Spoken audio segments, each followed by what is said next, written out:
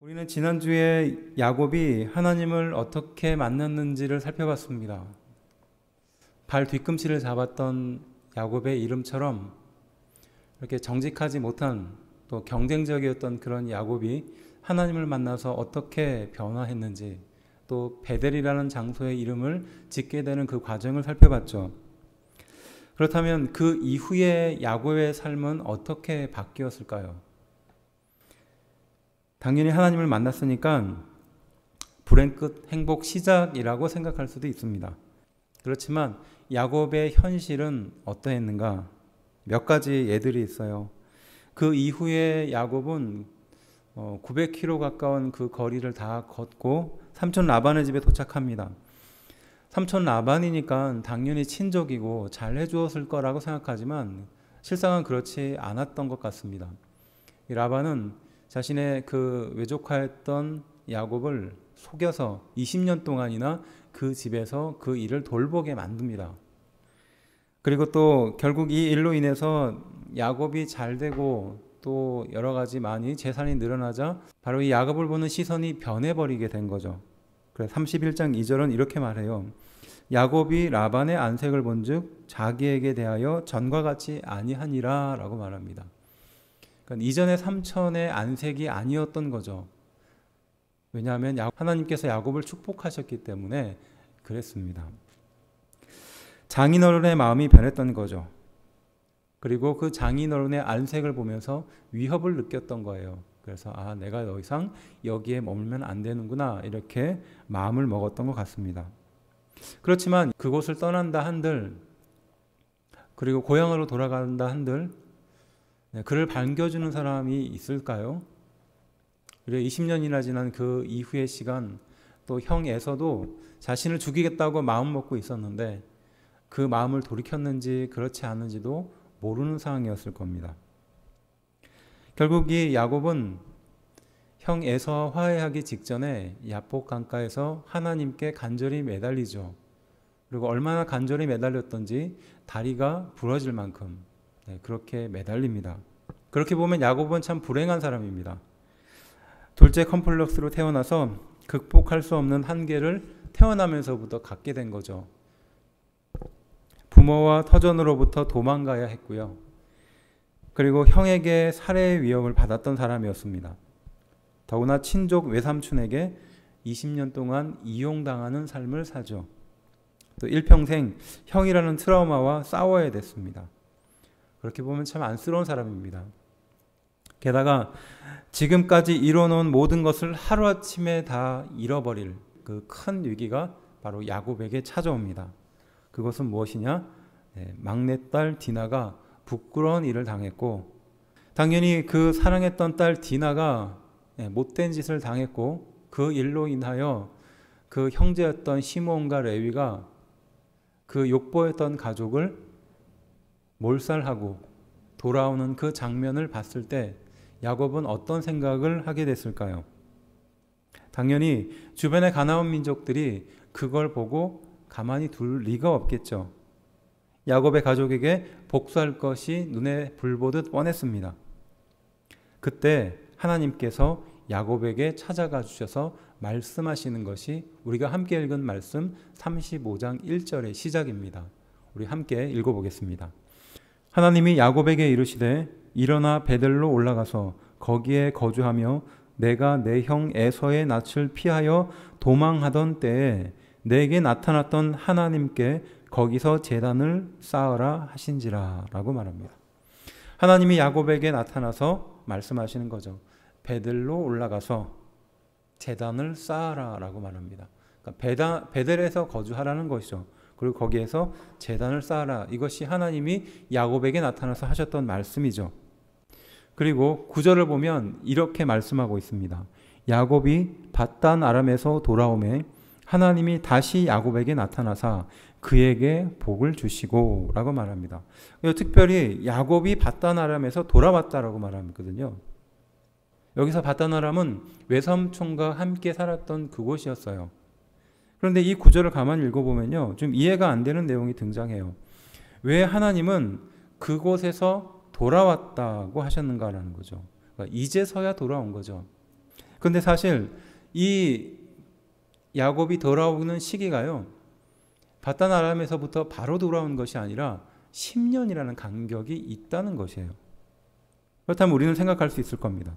야곱은 그 10년이라는 기간 동안 어디에 있었는가예요. 그리고 왜 야곱은 바단 아람에서 바로 베델로 돌아오지 않는가라는 의문이 들죠. 삼촌의 집에서 떠난 것은 분명히 10년 전인데 10년 이후에야 말씀은 바단 아람으로부터 야곱이 베델로 돌아왔다라고 표현하고 있어요. 그렇다면 그 비어있는 10년의 기간 동안 야곱은 무엇을 했을까? 네, 그것입니다. 함께 읽은 이 말씀은 바로 그것으로부터 시작되는 거예요. 드디어 베델로 돌아온 야곱을 통해서 과연 하나님께서 우리에게 무슨 은혜를 주시는가, 이 말씀을 통해서 좀 자세히 살펴보려고 합니다. 먼저 외삼촌 라반의 집에서, 그러니까 바단 아람에서 하나님은 말씀하십니다. 31장 13절이에요. 나는 베델의 하나님이라. 내가 거기서 기둥에 기름을 붓고 거기서 내게 서원하였으니 지금 이곳을 떠나서 내 출생지로 돌아가라 하셨느니라. 아멘. 네, 앞서 살펴봤듯이 삼촌 라반과 갈등이 생기기 시작하고 안색이 변하는 그 시점에 하나님은 야곱에게 나타나서 너의 고향으로, 내가 너에게 처음 만났던 그 장소 베델로 돌아가라라고 말씀하시거든요. 앞서 이야기했듯이 하나님을 만난 야곱이 그 이후의 인생을 어떻게 살았는지에 대해서 잠깐 살펴봤죠. 하나님을 만났으니까 당연히 야곱의 인격도 변화했고 또 거룩한 사람이 되었을 것이라고 생각하기 쉽습니다. 하지만 야곱이 과연 그 기간 동안 변했는가? 이건 좀 자세히 살펴볼 필요가 있어요. 여전히 미성숙한 야곱의 성품이 그 뒤에도 등장하기 때문에 그렇습니다. 몇 가지 예를 드는데요. 먼저 삼촌 라반의 집을 떠나온 과정이 그 야곱의 성향을 그대로 볼 수 있는 장면이에요. 31장 19절부터 20절이 등장하는데 이제 삼촌과 떠나야 되겠다. 라헬, 그러니까 야곱의 아내가 그 삼촌이 가장 소중하게 여기는 그 가문의 보물이라고 할 수 있는 드라빔을 훔칩니다. 그리고 20절에는 어떻게 말씀하고 있느냐면 바로 그 야곱이 삼촌에게 아무런 언급을 하지 않고 말을 하지 않고 그곳을 떠나는 장면이 이어져요. 아내는 삼촌이 가장 소중하게 여기는 그 드라빔을 훔치고 야곱은 자기의 장인어른이었던 그 라반에게 아무 말도 하지 않고 그곳을 떠나는 장면이 등장하죠. 충분히 이야기하고 충분히 설득하고 나갈 수도 있지만 야곱은 그것을 피하는 거죠. 또 우상 숭배에 대해서 야곱이 어떤 태도를 가졌는가도 잘 알 수 있는 구절들이 몇 가지 등장하는데요. 앞서 말했듯이 라헬이 드라빔을 훔치고, 그러니까 우상입니다. 이 드라빔을 훔치고 나왔을 때 야곱이 허용을 해줍니다. 그리고 장인이었던 라반이 쫓아와서 그 드라빔을 달라고 했을 때 이 라헬이 숨기거든요. 그것 또한 야곱이 모른 척 해주는 장면이 등장해요. 그리고 35장 4절, 우리 본문에 해당되는 구절인데요. 하나님의 말씀을 듣고 베델로 돌아가라는 말씀을 듣게 됩니다. 그때 가족들을 모아서 지금까지 섬겼던 모든 우상들을 나무 아래 묻고 거룩하게 가자라는 말을 하거든요.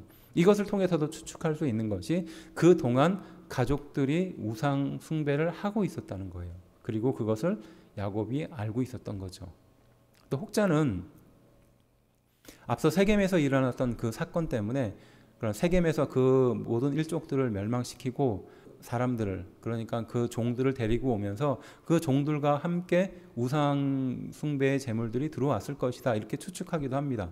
하지만 중요한 것은 베들로 돌아가야겠다라고 마음을 먹기 전까지 바로 가족들이 우상을 섬기고 있었다라는 한 예를 볼 수 있는 거죠. 누구보다도 그 가족의 주인이었던 야곱이 그것을 막지 않았던 거죠.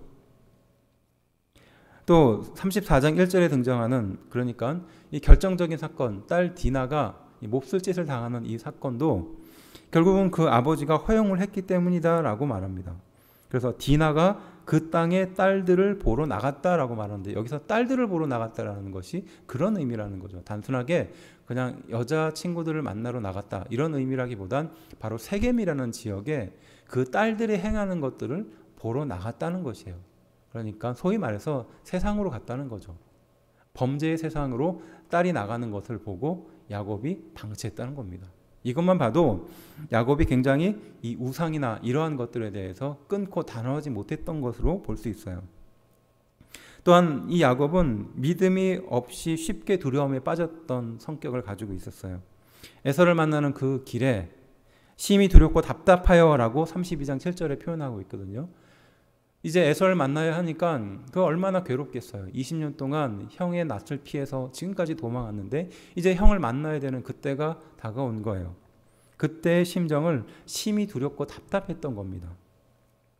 그리고 가족과 재산을 두 떼로 나누어서 두 떼 중에서 한 떼를 공격하면 그나마 한 떼라도 살아남아야 되지 않겠는가. 이것이 야곱의 생각이었습니다.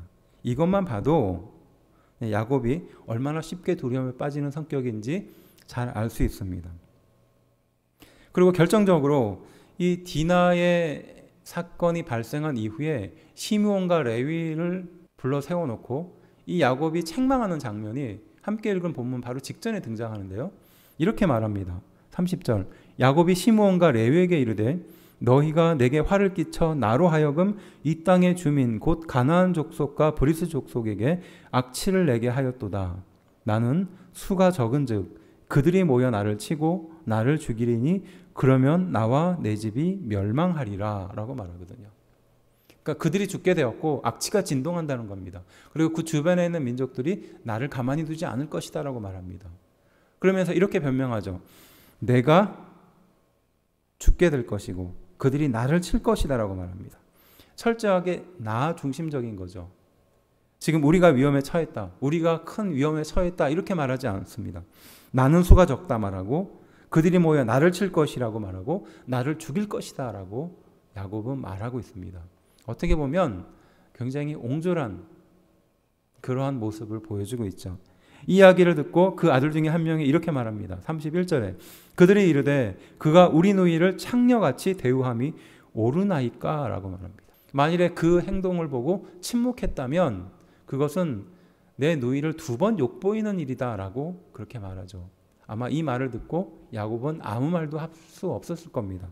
하나님을 통해서 또 베델을 통해서 하나님을 만났던 그 인생이 인격이 변화하기보다는 인격이 크게 바뀌지 않는 오히려 갈등을 회피하려 하고 어려움을 피하려고 하는 그 성향이 그대로 남아있는 것을 알 수 있습니다. 우상에 대해서 어느 정도 허용을 했죠. 가족들이 어떻게 되는지 방관을 했습니다. 또 쉽게 두려움에 빠졌고 자기 중심적인 이러한 못된 마음을 가지고 있었던 것, 그것이 바로 야곱의 상태였습니다. 우리는 흔히들 신앙을 갖게 되면 하나님을 믿게 되면 성품 또한 거룩하게 바뀔 것이다 라고 말합니다. 물론 그 말이 틀린 말은 아니에요. 또 나와 성령님이 함께 하심으로 나의 이 부족하고 연약한 심령들을 굳건히 세우고 거룩한 성품으로 우리를 만들어 가시는 것이 맞습니다. 하지만 그렇지 않는 경우도 있다는 것을 우리는 이 말씀을 통해서 깨닫게 되는 것이죠. 신앙을 갖는다고 또 하나님을 믿는다고 그 사람의 인격과 태도가 완전히 변할 것이라는 것은 장담할 수 없는 이야기라는 것입니다. 우리는 이 야곱의 성향을 보면서 특별히 야곱이 10년 동안 어디에 머물렀는지 그 세 장소를 통해서 우리에게 동일하게 말씀하시는 그 은혜를 좀 찾아보고 구체적으로 어떠한 도전을 주는지 말씀을 통해서 은혜를 나누려고 하는데요. 그 첫 번째 장소는 브니엘 맞은편이었어요. 에서를 만나기 위해서 야곱은 야복강가에서 천사와 씨름을 합니다. 그리고 다리를 크게 다치죠. 평생 불구로 다리를 절룩거리면서 살아가게 됩니다. 그리고 야복강가를 넘어서 브니엘이라는 장소의 맞은편에서 에서 형을 만나게 되죠. 극적으로 만난 형, 20년 만에 만났던 그 형, 그리고 자기를 만나기 위해서 400명의 군사를 데려오고 있다라는 그 소식을 듣고 야곱은 두려움에 떨었지만 극적으로 만난 그 형은 자신을 용서해주고 안아줍니다. 모든 문제가 해결됐죠. 마음속의 모든 짐들이 다 없어져 버렸습니다. 그리고 형 에서는 자신이 살고 있는 그곳으로 같이 가자라고 권면합니다. 그때 야곱은 가축이 지쳐서 거기까지 함께 갈 수 없다라고 말하죠. 그래서 14절에 천천히 인도하여 세일로 가겠다라고 말합니다. 먼저 형 보고 형이 있는 곳으로 가라. 내가 천천히 이 가축들과 가족들을 데리고 거기에 가겠다라고 말하는 장면이 등장하죠. 그런데 과연 야곱이 세일, 그러니까 형이 사는 그곳으로 갔을까요? 네, 가지 않았습니다. 16절은 에서가 먼저 세일로 돌아갑니다. 하지만 33장을 읽어보면 이 야곱이 세일로 따라가지 않고 세일의 반대 방향이었던 숫곳이라는 지역으로 가게 되는 것을 금방 알 수 있습니다. 브니엘 맞은편이라는 것은요, 평생의 트라우마가 해결되었던 장소입니다. 그렇지만 이 장소에서마저도 야곱은 형을 믿지 못했던 거예요. 그래서 형이 가자고 하는 그곳으로 가지 못하고 형을 먼저 보내고 자신은 반대 방향으로 가고 있는 모습을 보여주고 있죠.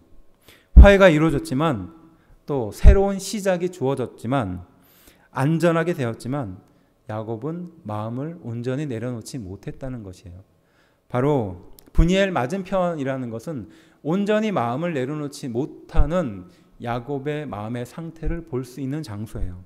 여전히 마음을 놓지 못하는 야곱의 상태. 지금 우리로 비유하면 교회를 열심히 나오지만 또 예배를 드리지만 또 말씀을 듣지만 봉사를 하지만 여전히 마음은 하나님께 가지 못하고 여전히 내려놓지 못하는 상태로 살고 있는 신앙생활을 말하는 것이죠. 마치 배 위에서 짐을 들고 있는 것과 같은 신앙의 상태입니다. 분명히 배를 타면 배가 가고자 하는 방향대로 우리를 태우고 갈 것입니다. 그럼에도 불구하고 염려 때문에 짐을 들고 배 위에 서 있는 것과 마찬가지죠. 브니엘 맞은편이라는 것은 그때까지도 모든 문제가 해결되었음에도 불구하고 마음을 내려놓지 못한 이 야곱을 보여주는 대표적인 장소였던 것이죠. 두 번째, 야곱의 장소는 숫곳입니다. 앞서 말했듯이 형을 먼저 세일로 보내고 자신은 그 반대 방향이었던 숫곳으로 가게 됩니다. 세일은 남쪽으로 가는 방향이었고요. 숫곳은 서쪽으로 가는 방향이었어요. 그래서 33장 17절은 이렇게 말합니다. 숫곳에 이르러 자기를 위하여 집을 짓고 그의 가축을 위하여 우릿간을 지었으므로 라고 말하거든요. 형과 헤어진 야곱은 그 반대편인 숫곳을 향해 갔고 바로 거기에서 자기를 위하여 집을 짓고 자기 가축을 위하여 우릿간이라는 가축이 머무는 그곳을 지었습니다. 여기서 집과 우릿간을 지었다라는 것을 통해서 보면 알 수 있듯이 야곱은 바로 그 숫곳에 잠깐 머무는 것이 아니라 한동안 오랫동안 머물 생각으로 집과 우릿간이라는 것을 지었던 거죠. 우리가 생각하기에 하나님께서 당연히 베델로 가라라고 말씀하셨고 이제 형과 모든 문제가 해결되었으니까 홀가분한 마음을 가지고 베델로 내려가는 것이 우리의 상식선에서 생각할 수 있는 것이죠. 그렇지만 야곱은 숫곳이라는 곳으로, 그러니까 형과 만나서 얼마 떨어지지 않는 서쪽으로 바로 이동한 이후에 거기에 정착을 했던 거죠. 34장에 디나의 이 사건이 벌어지는 것으로 연대를 추정해 보면 바로 숫곳이라는 곳에서 10년 가까이 머물렀다는 것이, 그러니까 오랜 기간 머물렀던 거죠. 한마디로 이 숫곳이라는 곳은 자기의 쉼을 위해서, 자기의 가축을 위해서 그 장소를 정했다는 것이죠. 야곱의 쉼의 장소입니다. 돌아보면 얼마나 괴로웠겠어요. 아버지와 어머니와 그 형제들과 살았던 그곳을 떠나서 외삼촌 라반의 집에서 20년을 그렇게 힘들게 살다가 이제 돌아왔으니 야곱의 마음속에는 쉬고 싶은 마음이 왜 없었겠어요. 충분히 이해가 됩니다. 하지만 야곱이 가야 할 곳은 바로 거기가 아니었죠. 그렇지만 야곱은 바로 숫곳에 자신의 쉼터, 자신의 마음을 놓을 곳을 둡니다. 자기를 위해서죠. 그렇게 보면 자기를 위한 행동들, 또 자기가 쉬고 싶어하는 그 장소가 있다는 것이에요. 사람은 그러나 그렇습니다. 신앙보다는 자기의 편안함을 쫓고 살게 됩니다. 교회도 마찬가지죠. 교회가 쉴 만한 곳이고 또 쉼이 있어야 될 공간이라는 것은 누구도 부정하지 않습니다. 하지만 그곳에서 자기를 위해서 쉬고 자기를 위해서 이 모든 것을 행했다라는 것이죠. 두 번째 숫곳이라는 장소는 우리의 신앙생활이 자기의 쉼을 위해서 하는가라는 것을 돌아보게 하는 구절이죠. 야곱처럼 지친 인생을 살아왔던 야곱이 자기를 위해서, 나를 위해서 이 숲곳이라는 곳에 정착했듯이 우리의 신앙생활도 분명히 하나님을 믿고 하나님을 따르고 있음에도 불구하고 자기가 쉬고 싶어 하는지 않는지 돌아보게 되는 내용이죠. 요즘 같은 세대에서 초신자들이 교회에 나오는 것이 참 어렵습니다. 참 귀하기도 하죠. 그래서 교회에서는 초신자들을 위해서 주차 장소도 따로 마련하고 또 그들이 최대한 예배를 편안하게 드릴 수 있도록 많은 것을 배려하죠. 근데 여기서 문제는 무엇이냐? 너무 많은 배려와 너무 많은 기다림이 있다 보니까 초신자들이 신앙생활이 성장하는 것이 좀처럼 쉽지 않습니다. 편안한 것에 익숙하고 신앙이 성장하기보다는 그 자리에 머물러 있는 경우가 많다는 것. 신앙이라는 것은 도전이 필요하고 신앙이라는 것은 스스로 결단해야 되는 그것이 꼭 필요한데 이렇게 자기를 위해서 편안한 신앙생활을 위해서 왔다 갔다 하다 보면 10년이 돼도 20년이 돼도 계속 초신자로 머물러 있는다라는 것이죠. 야곱이 그랬습니다. 바로 숲곳이 그러한 곳이었어요. 힘들고 어려웠던 그 인생이 이제 끝나고 모든 갈등이 해결되는 그 지점에서 야곱은 마음을 놓았던 거죠. 그리고 자기를 위해서, 자기의 쉼을 위해서 숲곳에 머물고 정착했던 것입니다. 우리의 신앙생활 또한 그러진 않는지, 한자리에 머물러 있지는 않는지, 새로운 신앙의 도전을 받아들이고 하나님께서 주시는 말씀에 집중하는 것이 아니라 그저 내가 쉬기 위해서, 나를 위해서 신앙생활을 하고 있지 않은지 이 두 번째 장소를 통해서 깨닫게 되는 것입니다. 세 번째 장소는 어디일까요? 세겜입니다. 33장 18절부터 20절에 등장하는데요. 바로 숲곳에서 오랫동안 머물렀던 야곱은 어떠한 이유에서인지는 모르겠지만 이 세겜이라는 장소로 이동합니다. 그리고 우리가 이 세겜이라는 장소에 조금 주목해 볼 필요가 있는데요. 이 당시 이 세겜이라는 것은 이스라엘 백성에게서 굉장히 중요한 장소였던 것 같아요.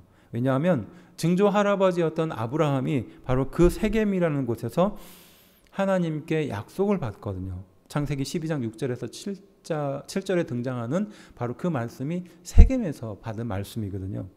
그리고 이 야곱은 이 세겜에 가서 첫 번째로 제단을 쌓게 됩니다. 그리고 야곱의 가족이 결국 이 세겜이라는 지역에 묻히게 되거든요. 그리고 우리가 잘 알듯이 요셉도 자신의 뼈를 이 세겜에 묻어달라고 유언을 하거든요. 그래서 애굽을 빠져나온 이스라엘 백성이 40년간의 광야 생활을 마치고 가나안 땅에 들어갔을 때 바로 이 요셉의 뼈와 함께 들어갑니다. 그리고 바로 세겜에 요셉의 뼈를 유언대로 묻어주게 되죠. 그만큼 의미 있는 장소라는 것이에요. 우리는 이 구절만 봐도 이 세겜이 얼마나 의미 있고 중요한 장소라는지 금방 눈치챌 수 있습니다. 바로 야곱이 그 의미 있고 중요한 장소에 자신의 거처를 옮겼다는 것이죠. 이스라엘 백성들에게 있어서는 중요하고 의미 있는 장소였다라는 것이에요. 마음의 고향일 수도 있고요. 또 자랑할 만한 곳이기도 합니다. 그렇게 보면 이 장소는 야곱에게 있어서는 굉장히 중요한 장소였을 것입니다. 하지만 아이러니하게 바로 이 장소에서 딸 디나가 그러한 사건을 겪게 되는 것이죠. 이런 생각도 할 수 있어요. 딸이 비록 그런 일을 당하긴 했지만 그 딸과 결혼하려고 하는 그 이방민족, 그 민족 히위족 속에 대해서 어느 정도 용납해주고 딸을 시집 보내면 되지 않겠는가 이렇게 생각할 수 있죠. 그런데 34장 21절은 그들의 생각을 엿볼 수 있는 몇 가지 힌트가 있는데요. 이렇게 말해요. 그의 딸들을 아내로 데려오고 우리 딸들을 그들에게 주자. 그러니까 서로 딸들과 아내들을 이렇게 서로 교환을 하자 이렇게 말하는 거죠. 그리고 34장 23절은 그들의 가축과 재산과 그들의 모든 짐승이 우리의 소유가 되지 않겠느냐 이것이 바로 그 사람들의 생각이었어요. 그러니까 딸을 통해서 결국은 이 두 가문이 같이 하나가 되겠다. 그리고 그 가문이 가지고 있는 것은 곧 우리 거가 되겠다라는 것이 바로 그들이 가지고 있었던 생각이었습니다. 다른 말로 표현하면 세겜이라는 장소가 야곱에게는 의미 있는 장소고 중요한 장소였지만 바로 이곳이 타락의 장소였고 회복하지 못할 길을 걸어가는 그런 장소였다는 것이에요. 결국 정리하면 이 야곱이 머물렀던 세 장소, 브니엘 맞은편은 야곱에게 있어서의 화해의 장소였습니다. 그렇지만 믿지 못하는 마음을 끝까지 가지고 있었던 배신의 장소였어요. 숫곳이라는 장소는 야곱의 쉼의 장소였습니다. 하지만 야곱 스스로가 쉬는 나를 위한 쉼의 장소였죠. 세겜은 거룩한 곳이고 의미 있는 곳이고 전통이 있는 곳이고 자랑할 만한 장소였지만 결국 이 장소를 통해서 타락과 우상 숭배가 시작될 수 있는, 그리고 결과적으로 야곱의 가문이 큰 위험에 놓여지게 되는 그런 장소들이었다는 것이죠. 야곱은 미성숙한 사람이었습니다. 훔치고 몰래 도망 나오고 또 가족의 우상을 눈감아주며 또 쉽게 두려움에 빠지고 자기 중심적인 또 피해의식이 가득한 그런 사람이었죠. 그런 야곱이 이 세 장소에 머물면서 보니엘 맞은편에서는 화해를 했으나 여전히 마음을 놓지 못하는 신앙의 상태를 그대로 보여줍니다. 숫곳이라는 것은 쉬기 위한, 자기를 위한 그런 장소죠. 마지막 세겜이라는 곳은 유서 깊고 의미 있으나 결국은 타락의 장소로 바뀌게 되는 것처럼 야곱은 베델로 가지 못하고 결국 이 세 장소에서 10년 동안이나 방황하게 되는 것입니다.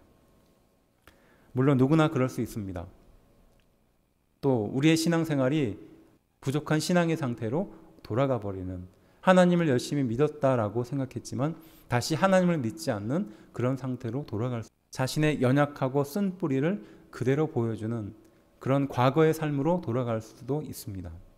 하지만 하나님은 그러한 야곱에게 나타나 주시고 다시 베델로 돌아가라라고 말씀하고 있는 것이 함께 읽은 이 35장이었다는 것이죠. 야곱은 그 이야기를 듣고 자신이 큰 위기에 처해 있다는 것을 알고 있었습니다. 그리고 하나님께서 베델로 돌아가라라는 그 말씀을 듣고 10년 전에 나에게 말씀해 주셨던 바로 그 장소로 돌아가야 된다는 것을 깨닫게 됩니다. 그리고 35장 2절에 가족들을 불러 모아 이렇게 말합니다. 야곱이 이에 자기 집안 사람과 자기와 함께한 모든 자에게 이르되 너희 중에 있는 이방 신상들을 버리고 자신을 정결하게 하고 너희들의 의복을 바꾸어 입으라 라고 말합니다. 이방 신상들을 버리라는 겁니다. 드라빔이나 또 지금까지 알게 모르게 가족들이 섬겨왔던 이방 신상들을 버리라 라고 말하죠. 그리고 또 야곱은 이렇게 말합니다. 자신을 정결하게 하라 라고 말합니다. 몸과 마음을 깨끗하게 하라는 거죠. 지금껏 잘못된 죄의 습관대로 살았다면 이제는 정결하게 살라라고 말합니다. 그리고 또 이렇게 말합니다. 너희들의 의복을 바꾸어 입으라 라고 말합니다. 입고 있는 그 옷을 바꾸어 입으라라는 것은 다분히 영적인 의미를 갖고 있는데요. 이것은 더러운 과거의 습관을 벗어나라 라는 의미입니다. 스가랴 3장 4절은 이렇게 말합니다. 여호와께서 자기 앞에 선지자들에게 명하사 그 더러운 옷을 벗기라 하시고 또 여호수아에게 이르시되 내가 내 죄가를 제하여 버렸으니 내게 아름다운 옷을 입히리라 라고 말합니다. 우리가 과거의 잘못된 습관, 그것을 옷으로 비유하는 겁니다. 더럽고 불결한 옷을 입고 있었지만 이제 하나님께서 주시는 거룩하고 아름다운 옷을 입으라라는 것입니다. 바로 야곱은 이 말을 하고 그 가족들을 데리고 베델로 떠나가게 됩니다. 그때 하나님은 이 야곱의 가족을 어떻게 인도해 주셨을까요? 크게 세 가지를 통해서 말씀하고 있습니다. 그 첫 번째가 5절 말씀입니다. 그들이 떠났으나 하나님이 그 사면 고을들로 크게 두려워하게 하셨으므로 야곱의 아들들을 추격하는 자가 없었더라 라고 말합니다. 그렇게 보면 지금까지 야곱은 항상 무엇인가 두려워하며 살았던 사람이었습니다. 그런데 하나님은 베델로 가는 그 야곱의 가족을 지켜주시면서 바로 그들을 오히려 두렵게 했다라는 것이죠. 한마디로 두려워하는 존재가 아니라 두려운 존재로 하나님이 바꾸어 주셨다라는 것입니다. 두 번째는 9절 말씀입니다. 야곱이 밧단 아람에서 돌아오매 하나님이 다시 야곱에게 나타나사 그에게 복을 주시고 라고 말합니다. 야곱이 밧단 아람에서 돌아왔다라는 것은 10년 전의 이야기죠. 그렇지만 하나님이 다시 야곱에게 나타났다는 것이죠. 다시 나타났다. 하나님은 그 긴 10년이라는 기간을 기다렸다는 것이죠. 참았다는 것입니다. 그 세 장소에서 야곱이 방황하고 있을 때 하나님은 그 야곱을 기다렸던 것입니다. 그리고 마음을 돌이키고 베델로 향할 때 그때에서야 하나님은 다시 나타나서 야곱에게 축복하셨다라는 것이죠. 우리는 하나님을 떠날 수도 있고요. 하나님을 부정할 수도 있습니다. 하지만 우리가 다시 하나님께 돌아오면 그 긴 시간이 어떠했든 간에 하나님은 우리 인생 가운데 다시 나타나시는 하나님이다라고 이 성경을 통해서 깨닫게 되는 줄로 믿습니다. 아무리 방황이 긴다 할지라도 하나님은 야곱을 통해서 다시 나타나셨습니다. 마찬가지로 우리 인생 가운데도 하나님은 나타나실 줄로 믿습니다. 마지막 세 번째 10절은요. 하나님이 그에게 이르시되 내 이름이 야곱이지만은 내 이름을 다시는 야곱이라 부르지 않겠고 이스라엘이 내 이름이 되리라 하시고 그가 그의 이름을 이스라엘이라 부르시고 라고 말합니다. 이스라엘이라고 이름을 바꿔주시는 거죠. 과거의 이름은 야곱이었지만 이제는 너의 이름은 야곱이 아니다는 것이에요. 이스라엘이라는 것입니다. 과거에는 내 이름이 발 뒤꿈치를 잡는 사람, 비열한 사람, 술수를 쓰는 사람이었다면 이제 내 이름은 이스라엘이 되었다는 것입니다. 하나님과 싸워서 이긴 사람이라는 뜻이에요. 하나님과 함께 승리하는 사람이라는 뜻입니다. 하나님과 함께 강하게 되는 사람이다라는 뜻이죠. 미약하고 연약하고 비천했던 야곱의 인생이 능력 있는 하나님과 함께함으로 강하게 되었던 이스라엘로 바꿔주시는 것이죠. 이름을 바꿔주신다는 것은 그 사람의 정체성을 바꿔주시는 것입니다. 내가 죄악 가운데 살았다면, 죄악 속에 깊이 살았다면 하나님은 우리의 이름을 거룩한 성도로 바꿔주신 줄로 믿습니다. 우리의 정체성이 죄에 가득한, 죄에 묻어있는 정체성이었다면 하나님은 우리 인생을 거룩한 성도의 정체성, 그 이름으로 바꿔주신 줄로 믿습니다. 야곱이 베델로 가게 됐을 그때 하나님은 바로 그 야곱을 두려워하는 존재로 바꿔주셨으며 또 하나님은 그 야곱에게 다시 나타나 주셨으며 하나님은 바로 그 야곱의 이름을 바꿔주시는 하나님이라는 사실이죠. 시간이 지나고 수많은 기회가 우리 인생 가운데 주어진다 할지라도 잘 바뀌어지지 않는 것이 우리 인생입니다. 요나 선지자가 내가 성내어 죽기까지 옳다라고 말했던 것처럼 우리는 어찌 보면 끊임없이 자신의 고집을 꺾지 않고 그 자리에 머무르려고 하는 그러한 죄된 심성을 가지고 있을지도 모릅니다. 또한 과거의 습관으로 돌아가서 하나님의 마음을 아프게 하고 있지는 않은지 이 말씀을 통해서 깨닫게 됩니다. 그러한 의미에서 본다면 이 베델이라는 장소는 나의 모습을 보여주는 것입니다. 그리고 또한 자신의 철저한 부족한 상태를 보여주는 곳이기도 하죠. 성공하는 장소라기보단 철저하게 실패하고 돌아가는 장소입니다. 하지만 그 장소에서 하나님은 우리를 다시 만나주시겠다라고 약속하고 결국 돌아올 고향이다라고 말씀하고 있습니다.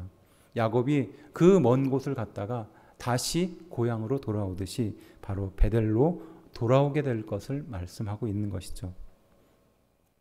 우리가 아무리 방황한다 할지라도 우리가 아무리 하나님의 곁을 떠나 저 멀리 있다라고 말한다 할지라도 결국은 다시 베델을 통해서 하나님을 만나 주실 것이며 결국 그 베델로 돌아오게 될 것을 우리에게 말씀하고 있는 줄로 믿습니다.